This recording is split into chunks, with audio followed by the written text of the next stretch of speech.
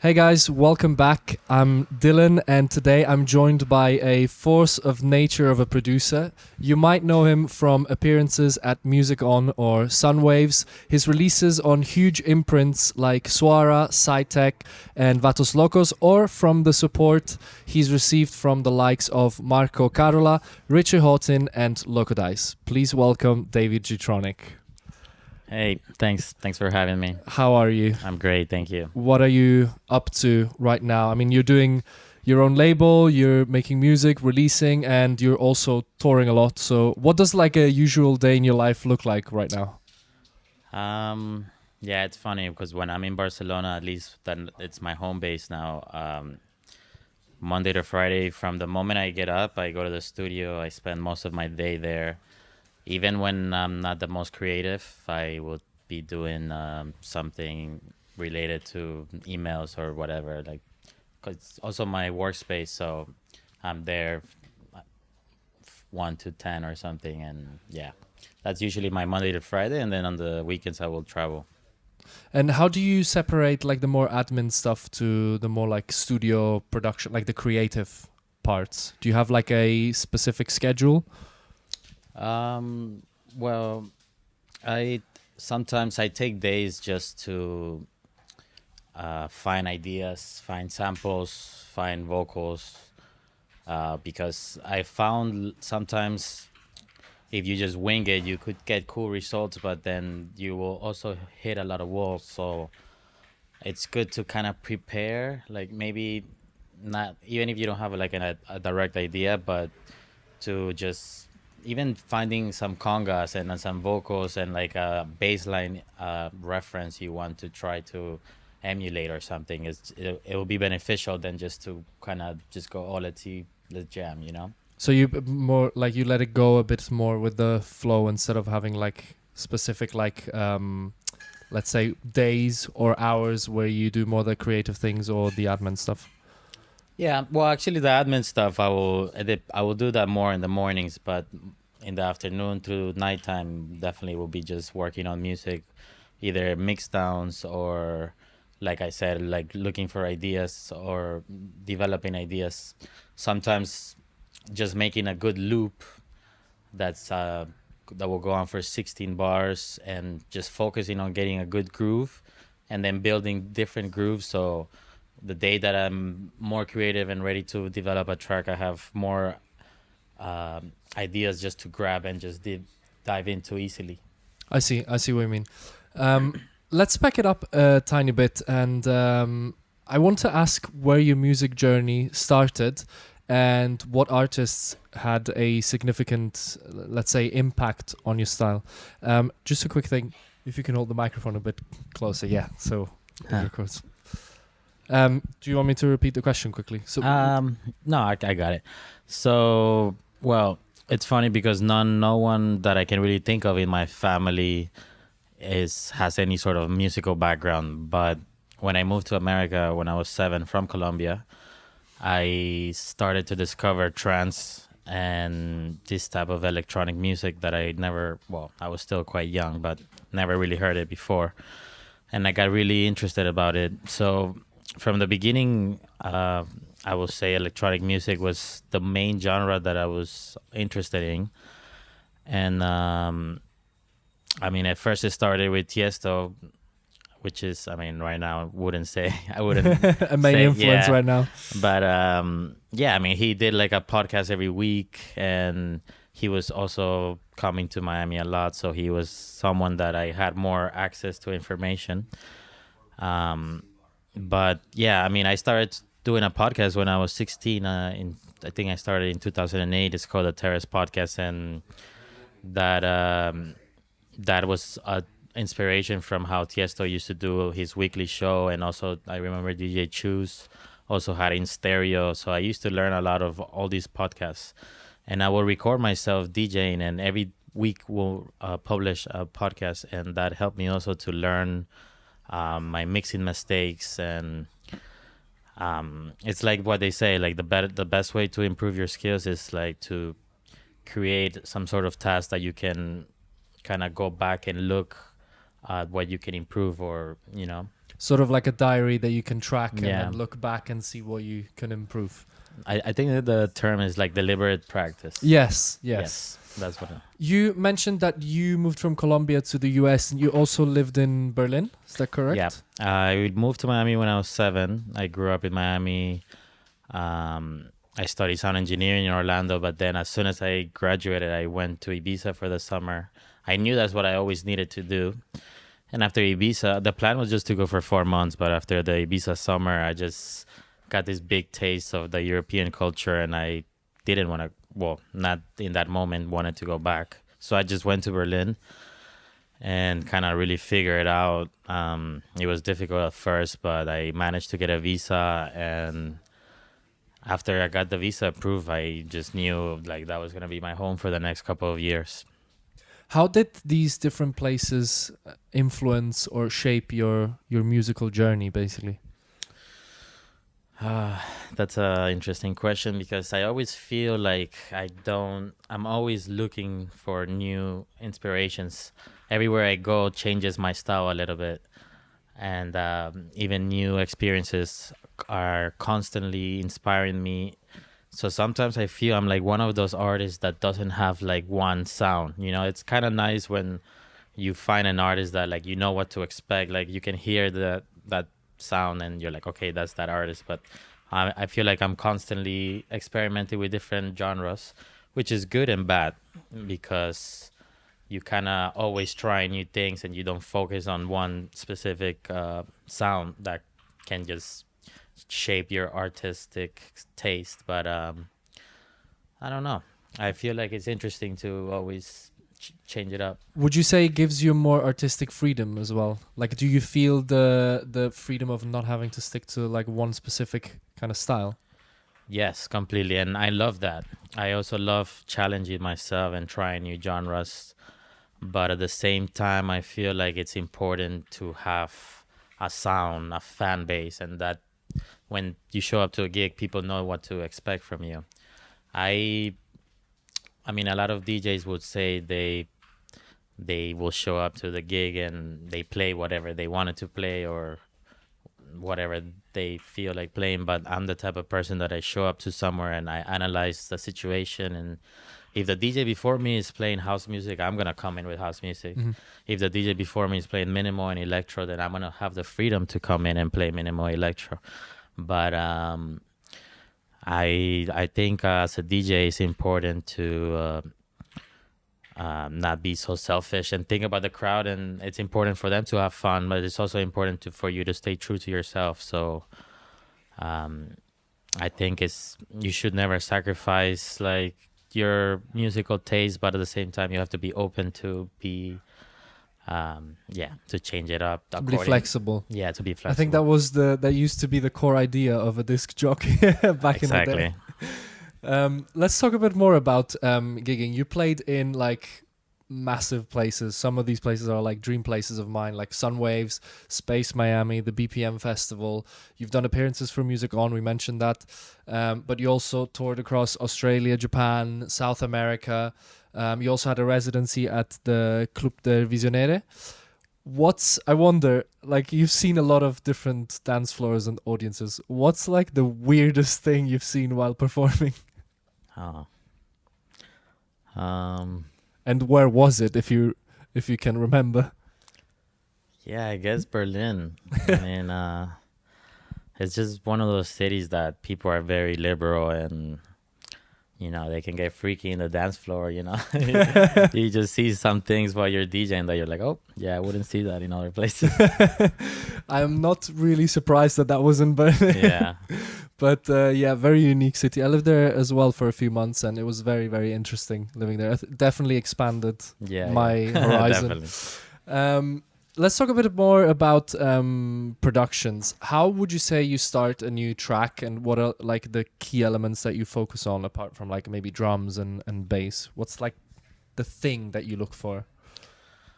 I mean, lately I've been trying to create more of a story in the tracks. So that's what I almost was mentioning earlier. It's like sometimes I instead of just winging it and having a jam and seeing what happens, I like to kind of find a vocal, find a story.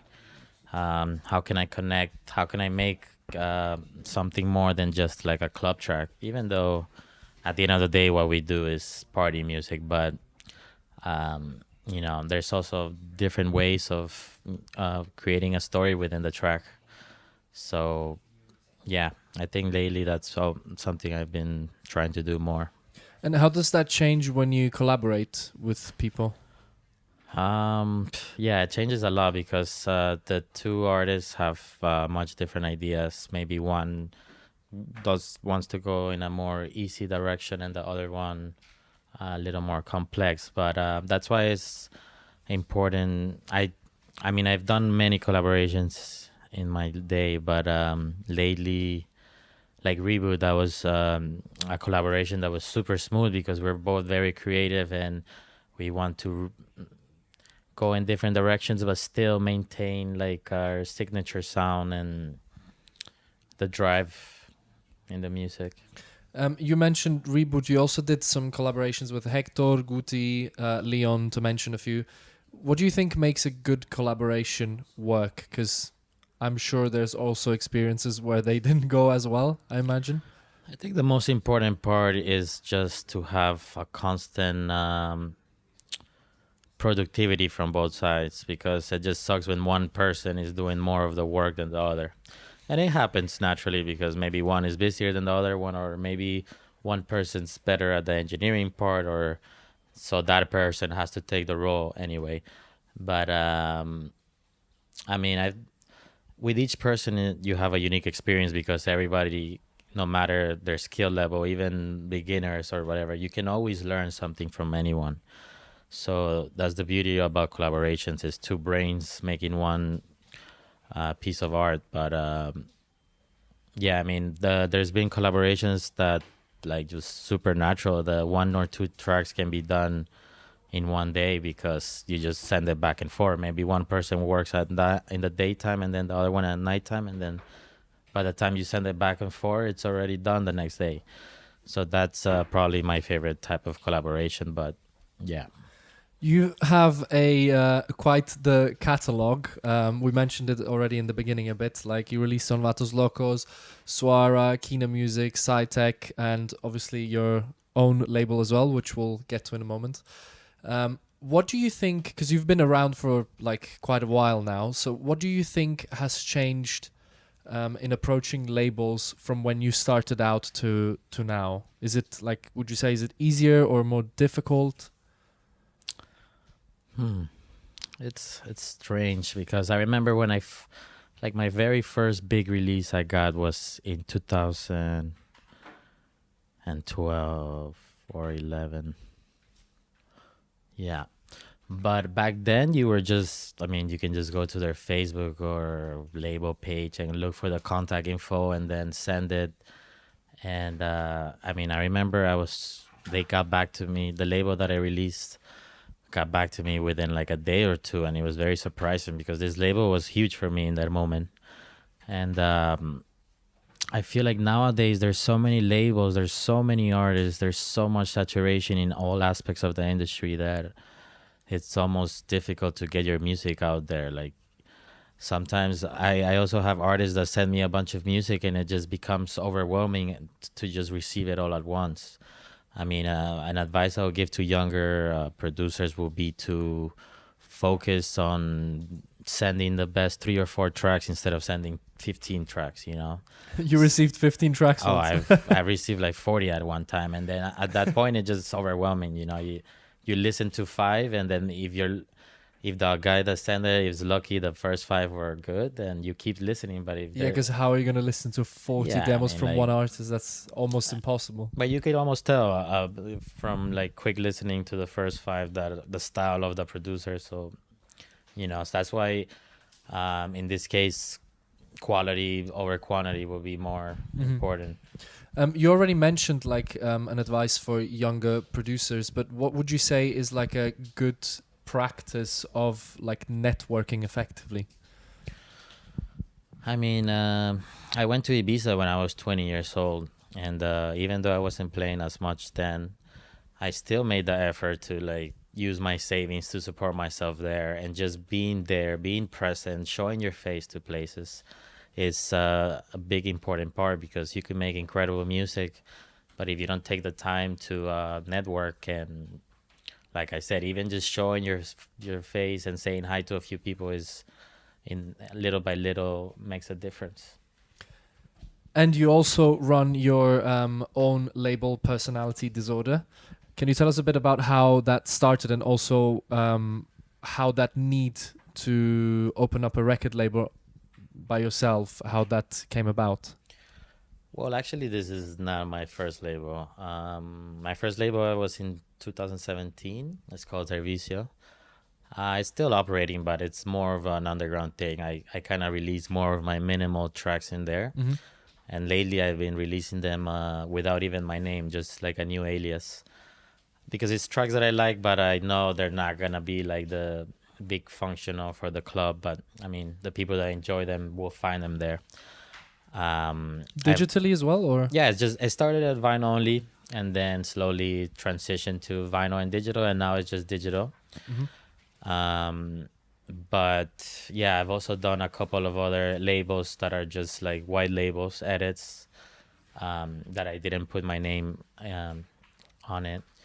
And also I manage other labels for other people back then. So once I started my own label, I kind of had already the experience to not make a lot of the mistakes you will make when you first open a label. The label, we opened it with Guti in October 2019, which is right before AD and his, I believe it was 40th birthday. So he did a big party in Amsterdam, dance event, and we kind of also opened the label in that moment and released an album between Guti and I, which was great. He was a good person to collaborate with.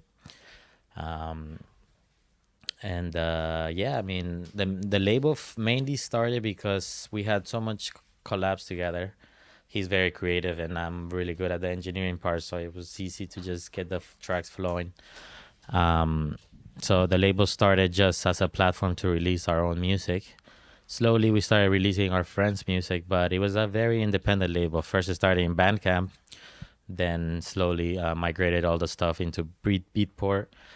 And yeah, well, he started other projects and started his own label now, so we kind of drifted apart a bit. But I mean, the label still has the same core identity when we started it, which was also combining art and music. So if you see every cover, it's almost like a painting, and that was kind of one of the important parts of the label, just showcasing music and art.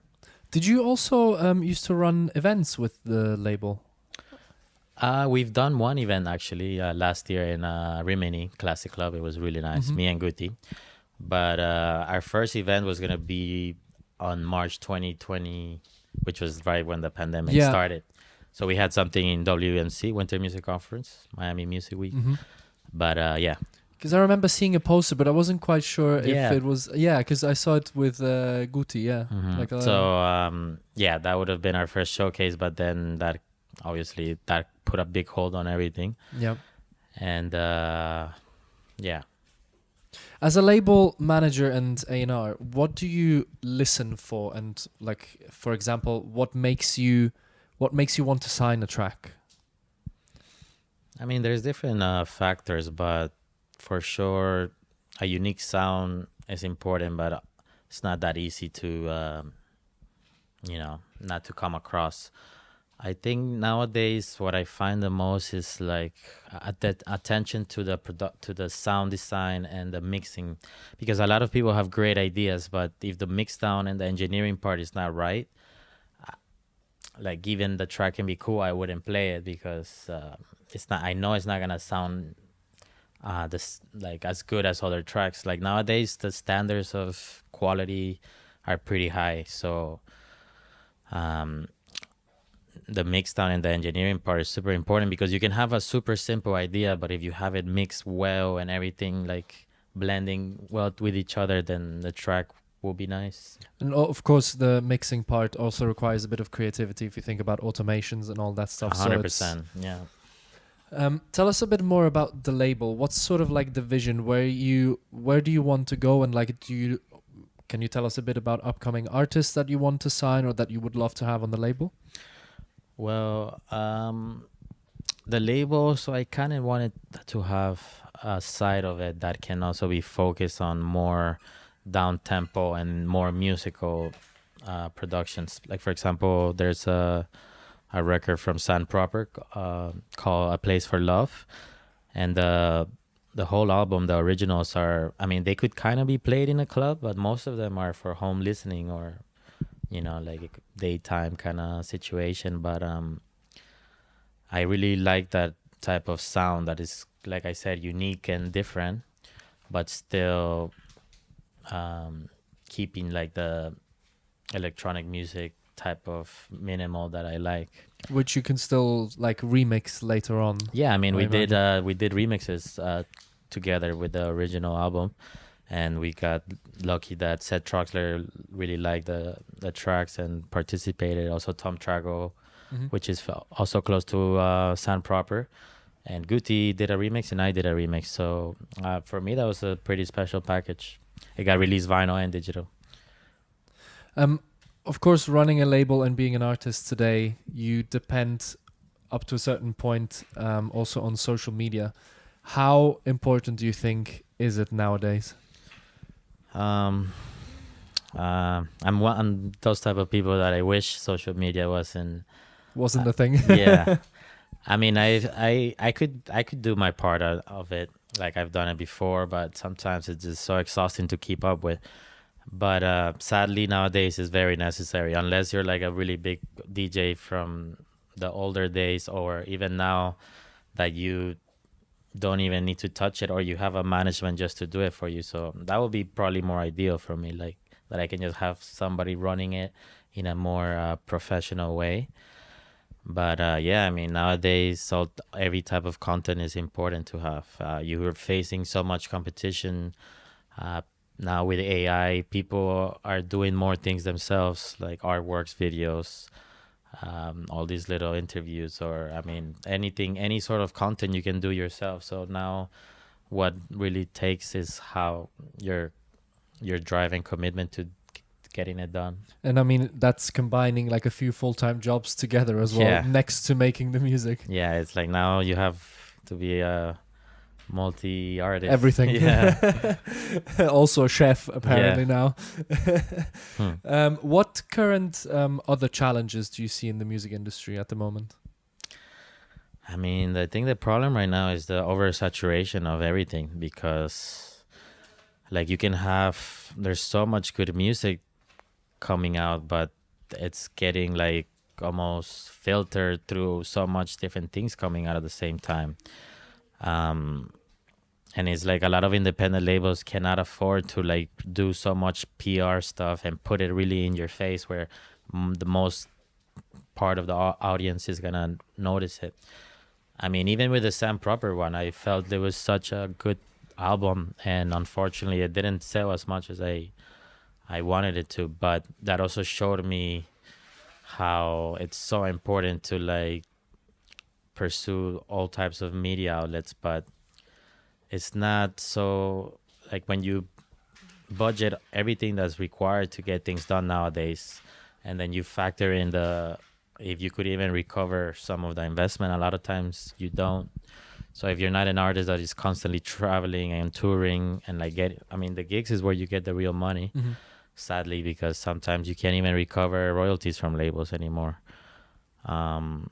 So mainly because people don't buy the music. Well, they don't have the need to buy it anymore. No, you can just stream it. Yeah, you can stream it, or there's some bunch of different blogs that are sharing. I know artists that even they on purposely leak their own stuff, because that sometimes gets it to more hands than you just trying to sell it independently in Bandcamp. Okay, that's very interesting. As in like leaking, as in like not releasing tracks for a while on purpose, and then suddenly they're out. Like even you schedule the release on Beatport or whatever, but then you just find these Telegram groups that are with hundreds of members. Oh, right. So you just like share it almost. I mean, it's gonna get leaked anyway. So Yeah. you know. I know what you mean. So sometimes even doing this can even put it in a lot of other people's ears, and then people start playing it, and then other people end up buying it because other people are playing it. So it's kind of a chain of events. But I mean, I wouldn't recommend doing that, of course, because so much time and commitment and energy goes into making these tracks. But I mean, nowadays, I mean, there's even rappers that used to do that. They will just leak their mixtapes and like they will blow up from that, or so it's a different type of strategy, but it works for some people. What would you love to see more in the industry? I mean, like lately I've been preparing for a big release. So I've been looking into a lot of media outlets and PR, and I've been talking to a lot of like associates that have been in the game for a long time. And it's just crazy to see how nowadays you have to pay for everything. Like before, I remember 10 years ago, maybe a magazine or a website will approach you for the music, and it will be an honor for them to use your content in their website to promote also to enhance their website's content. But nowadays, it's like nobody's doing any sort of PR for free. Like you have to pay for everything. Like sometimes you see all these artists in the magazines and like, oh, wow, they're in a magazine, but everybody's paying for it. Everything's paid. You know, it's kind of ridiculous because you're also an artist, and the interviewer and the magazines and the websites and the premieres and everything should be also benefiting from the music you're giving to them. And I mean, to a certain point, it should be like sort of like a selection of like a quality selection and not like a financial question, I guess. We always love to ask some more like personal questions towards the end. Don't worry, there's no intimate question. But can you tell us a bit like what is like, for example, a guilty pleasure of yours? Like food, certain music, specific artists? Definitely have a sweet tooth. That's a guilty pleasure for sure.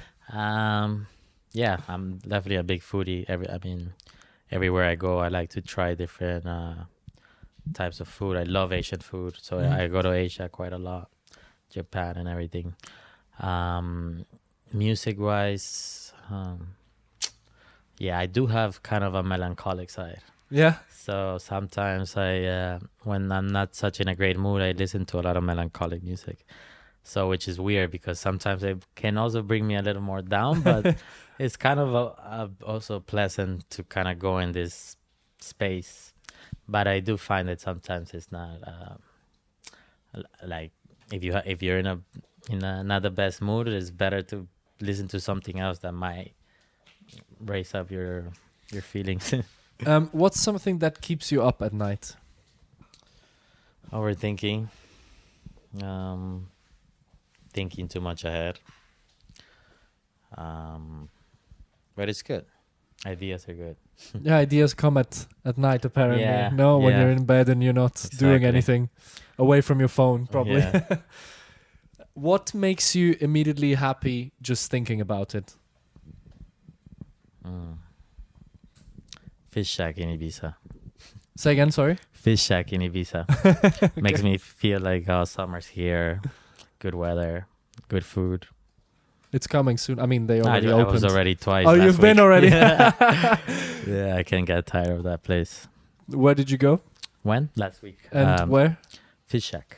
Ah, okay. Sorry, I thought said fish shack in Ibiza. I see. Sorry. It was just like it just makes me think of like good weather and holidays. Yeah, good moments. We do have a new sort of like concept here, and I would love to do that with you. And it's like a mystery question. I haven't seen it yet. It's from a previous guest, and I will get that for you. I haven't read it. It's on the first page. If you want to read it for us and then just answer it on your own. How you manage?